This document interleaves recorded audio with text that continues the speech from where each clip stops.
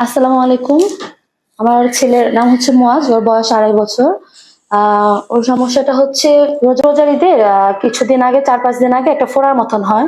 তো ওটা বারবার হচ্ছে পেকে যাচ্ছে। এটা হচ্ছে পায়খানা রাস্তার একটু সামনে একটা, একবার সরাসরি পায়খানা রাস্তা না, একটু বাহিরেই। তো ওটা বারবার পেকে যায়, পরে ওটা বারবার শুধু পুজ বের হচ্ছে। তো আমি এখন ডাক্তারের কাছে নিয়ে গেলাম আমাদের মানিকগঞ্জে। উনি হচ্ছে পিজি হসপিটাল ডাক্তার জিয়া। উনি বললো উনি ওটাকে কেটে ওই রুমের ভিতরে একটু হালকা একটু অপারেশনের মতন করে দিল। মনে করছি যেটা আর হবে না, কিন্তু তারপর থেকে ওটা কন্টিনিউ সপ্তাহের মধ্যে 3-4 বার ওটা সব পেকে যায় এবং পুজ বের হয়। পরে অনেক ডাক্তার, আরেক ডাক্তারের কাছে গেলাম, সবাই ওটা উনি বললো যেটা কি ফিস্টুলা। এরকম অনেকগুলো ডাক্তার দেখাইছি, বললো এটা অপারেশন করলে এটা ঠিক হয় না, জেনারেল অপারেশন এটা যায় না, এটা বারবারই হয়।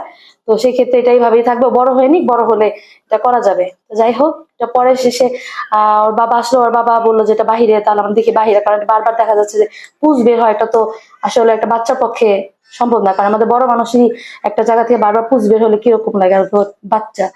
তো এর মধ্যে হোমিওপ্যাথিকও খাওয়ানো হয়েছিল, বলছে যে হোমিওপ্যাথিকে, কিন্তু হোমিওপ্যাথিকে কোনো কাজ করেনি।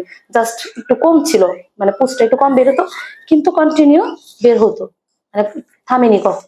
এই জন্য এর আগে আমরা শিশু হসপিটালে একটা ডক্টর দেখেছিলাম, ওটা হচ্ছে ডক্টর ইয়ার খান। উনি বলছিল যে জেনারেল যদি করা হয় ওই বাচ্চাদের মানে খুবই কষ্টকর, কারণ হচ্ছে ওদের এটা ঘা, এখানে কোনো সেলাই হয় না, এখানে কন্টিনিউ বাচ্চাকে মানে 1 মাস এভাবেই রাখতে হবে।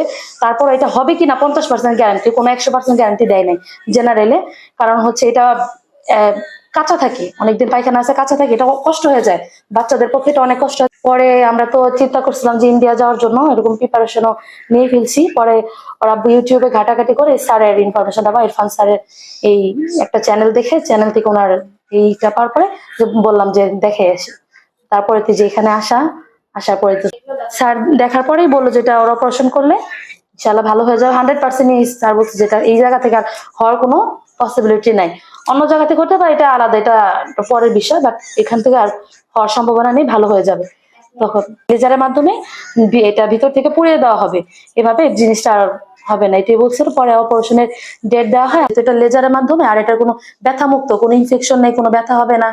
একটা ভিতর থেকে সুইয়ের মাধ্যমে পুড়িয়ে নিয়ে আসবে। আর এটা ওইভাবেও অ্যানেস্থেসিয়া দেওয়া হয় না, নর্মাল অ্যানেস্থেসিয়া দেওয়া হয়, যেখানে কোনো ভয় পাওয়ার কোনো কিছু নেই। আমিও যদিও আমি শুরুতে অনেক ভয় পেয়েছিলাম, কিন্তু আল্লাহর রহমতে সব ঠিকভাবে হয়। স্যার এখানে আসার পর স্যারের সাথে কথা বলে আর একটু ভয় কম পাই, কারণ স্যার সাহস দেয় অনেক যে না কোনো সমস্যা নেই।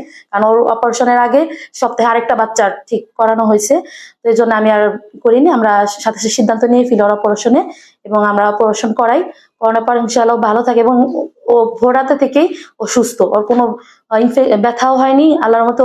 ভোর থেকেই হাঁটাচলা করতে পারতেছে এবং খেলতে পারতেছে, এখন পর্যন্ত আলহামদুলিল্লাহ ভালোই আছে। তো অপারেশন করার পরে সে ধরনের কোনো সিমটম আমরা আর পাইনি, এবং স্যারে আজকে বলছে যে যেটা সেটা এখন শুকিয়ে গেছে, এবং তার যত মেডিসিন ছিল সেগুলি সব অফ করে দিছে। সেটা অলরেডি 2 সপ্তাহের ভিতরে তারটা শুকিয়ে গেছে, এবং ইনফেকশন সম্পূর্ণ ইনশাল্লাহ ভালো হয়ে গেছে, সেটা অফ হয়ে গেছে। এবং আপনার এটাতে কোনো ছ্যাঁক দেওয়ার কোনো বিষয় নেই, তারপরে এখানে শিলি দেওয়ার কোনো কিছু নেই, এখানে শুধু একটা ছিদ্র হয় এবং সেটা থেকে যে জীবাণুটা থাকে সেটা বের করে দেয়, এবং খুব অল্প সময়ে সেটা সুস্থতা ফিরে নিয়ে আসে।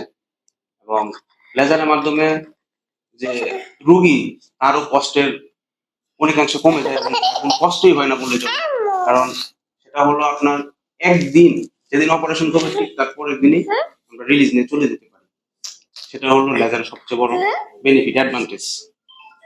এবং স্যারের কাছে আমরা কৃতজ্ঞ, স্যারের মাধ্যমে আমরা এটা ওর আমার ছোট বাচ্চা ও চিকিৎসাটা করতে পারছি।